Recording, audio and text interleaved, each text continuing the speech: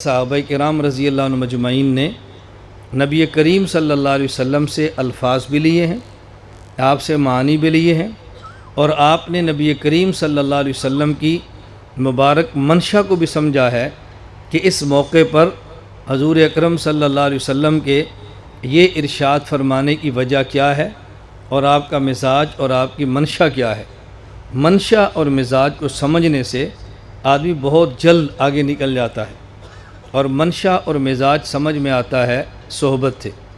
صحابہ کرام رضی اللہ عنہ مجمعین جو 1,25,000 کے لگ بھگ 1.25 لاکھ صحابہ کرام رضی اللہ عنہ مجمعین کی تعداد ہے، تو یہ صحابہ کرام رضی اللہ عنہ مجمعین میں سے ممتاز ترین صحابہ وہ 4 ہیں: حضرت ابو بکر صدیق، حضرت عمر فاروق، حضرت عثمان غنی، حضرت علی المرتضیٰ رضی اللہ عنہ۔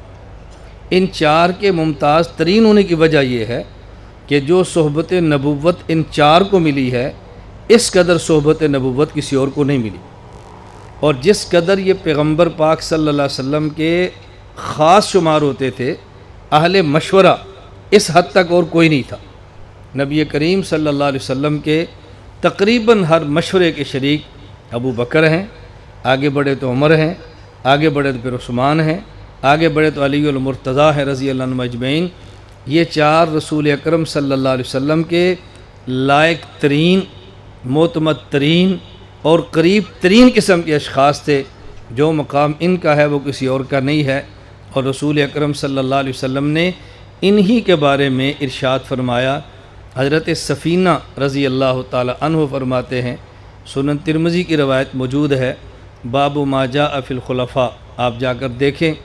رسول اکرم صلی اللہ علیہ وسلم نے ارشاد فرمایا، الخلافت فی امتی 30 سنہ، میری امت میں خلافت منہاج نبوت پر یہ 30 سال تک چلے گی، اور اس کے بعد پھر حکومت اور بادشاہت ہوگی۔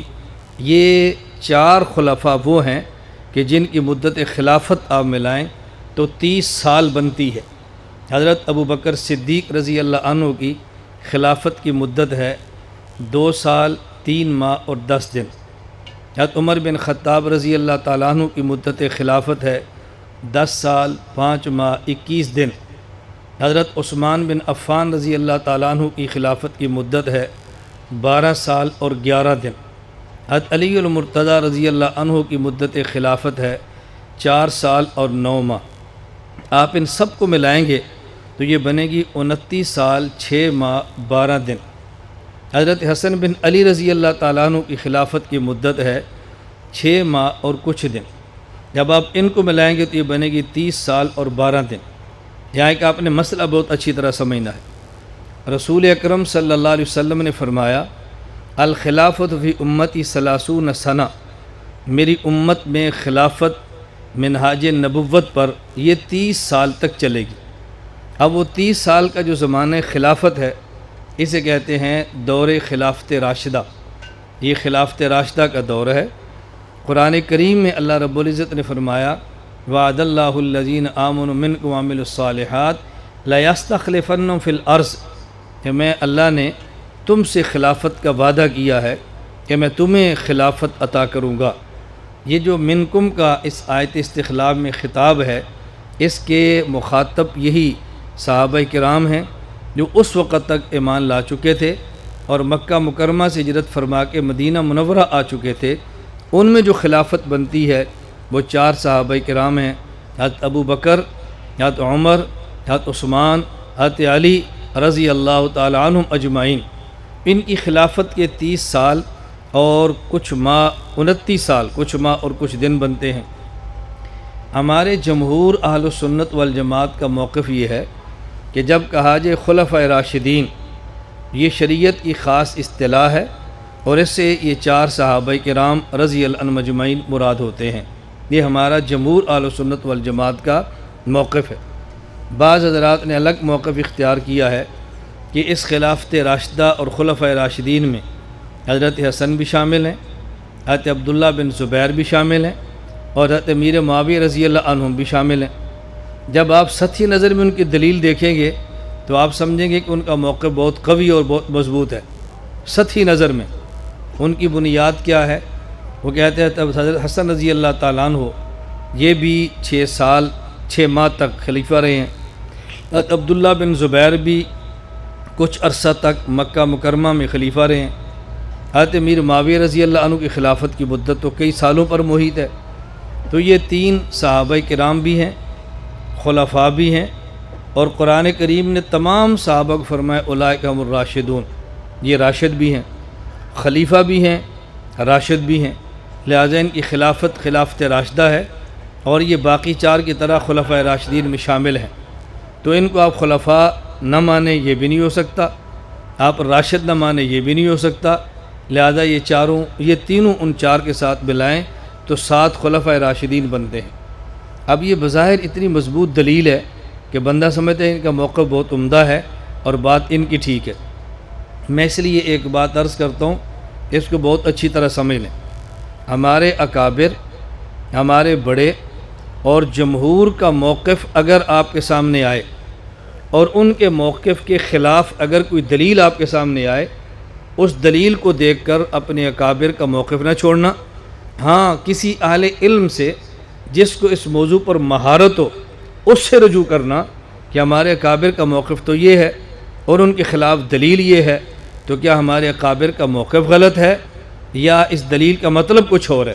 جب آپ اس کی وضاحت مانگیں گے اور دلیل اور اکابر کے موقف سمجھانے والے سے سمجھیں گے تو آپ اس بات کو تسلیم فرمائیں گے کہ ہمارے اکابر کا موقف قرآن کریم اور احادیث مبارکہ یہ شرعی دلائل کے قطعاً خلاف نہیں ہے۔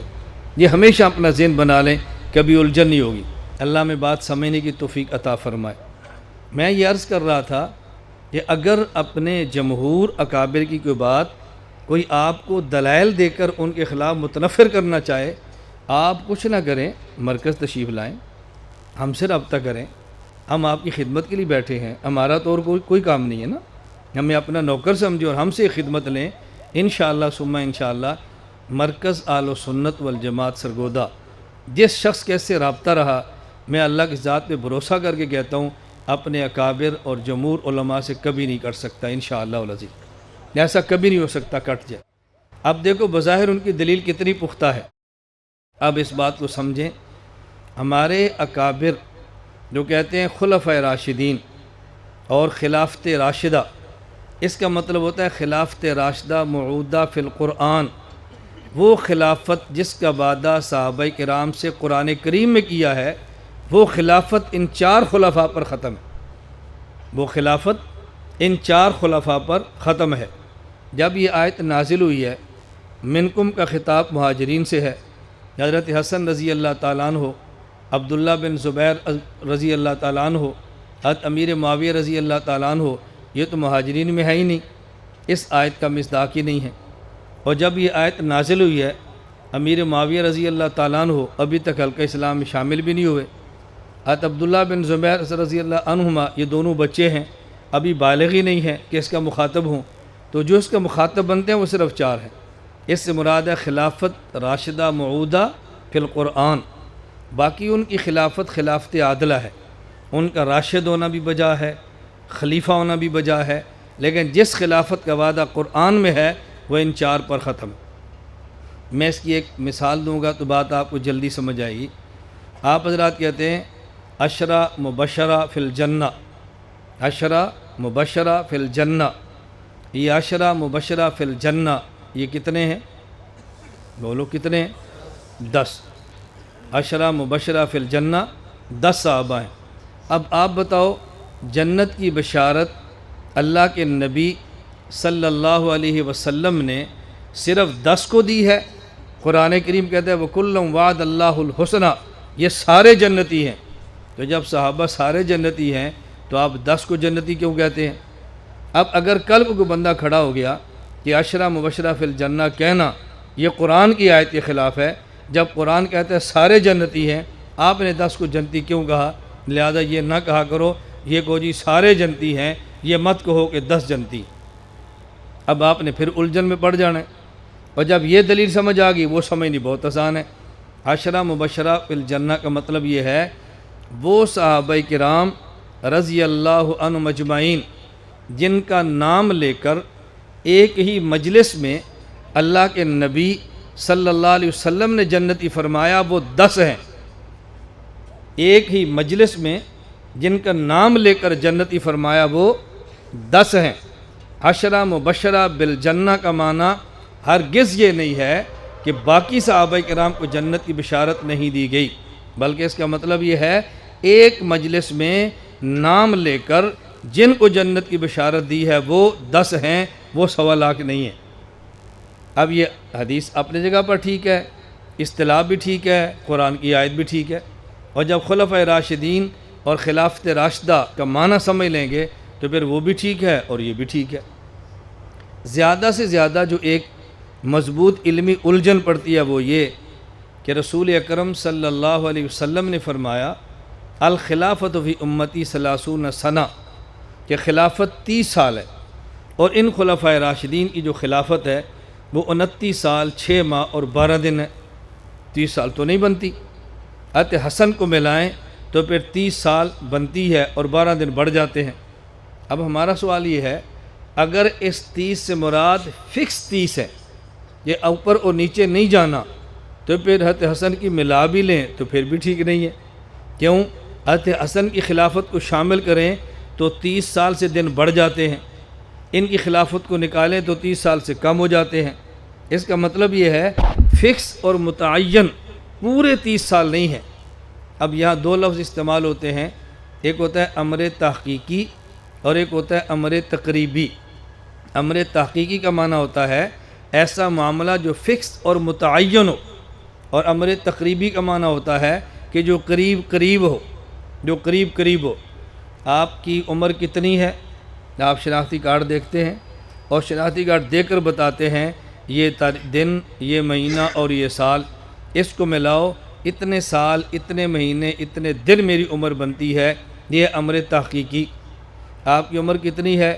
40 سال، 2 ماہ کم یا 2 سال اوپر چھوڑ دیتے ہیں، اسے کہتے ہیں امر تقریبی۔ تو یہ جو حدیث پاک ہے الخلافت فی امتی 30 سنہ، اگر 30 سنہ امر تحقیقی ہو کہ فکس اور متعین ہے تو پھر حضرت حسن کو ملائیں تب بھی نہیں بنتی، ان کی خلافت نکال دیں تب بھی نہیں بنتی۔ تو آپ کو امر تقریبی ماننا پڑے گا، اور امر تقریبی میں یا آپ ان کو شامل کریں یا آپ ان کو نکال دیں۔ اگر ان کی خلافت کو شامل کرتے ہیں تو پھر وہ اعتراضات آئیں گے جو میں نے آپ کی خدمت میں عرض کی ہیں آیت استخلاف کو لے کر، اور اگر آپ ان کو نکال دیتے ہیں پھر کوئی بھی اعتراض نہیں ہے۔ اس لیے جمہور اہل سنت والجماعت کا موقف قرآن کریم اور حدیث پاک کے خلاف نہیں ہے، بلکہ ان کا موقف قرآن کریم اور حدیث پاک کے مطابق ہے۔ لا الہ الا اللہ، لا الہ الا اللہ، لا الہ الا اللہ، ما لنا رب سوا۔